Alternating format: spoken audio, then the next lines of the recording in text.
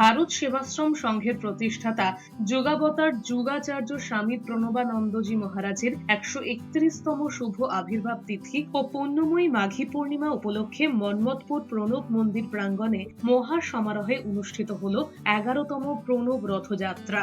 দুপুর ঠিক 2টোয় স্থানীয় প্রশাসনের সহযোগিতায় এবং সমস্ত ধর্মীয় বিধি মেনে মন্মথপুর হিন্দু মিলন মন্দির থেকে শুরু হয় রথের বর্ণাঢ্য পরিক্রমা। প্রায় 5 কিলোমিটার দীর্ঘ এই পরিক্রমায় ভক্তির সঙ্গে মিলেমিশে যায় লোক সংস্কৃতির নানা রূপ। চোখ জুড়ানো দৃশ্য তৈরি করে বিভিন্ন দেবদেবীর জীবন্ত সাজে সজ্জিত ছোট ছোট শিশুদের অংশগ্রহণ। সার্বিকভাবে ভক্তি, সংস্কৃতি ও সামাজিক চেতনার অপূর্ব মেলবন্ধনে মন্মথপুরের 11তম প্রণব রথযাত্রা এবছরও মানুষের মনে গভীর ছাপ রেখে গেল।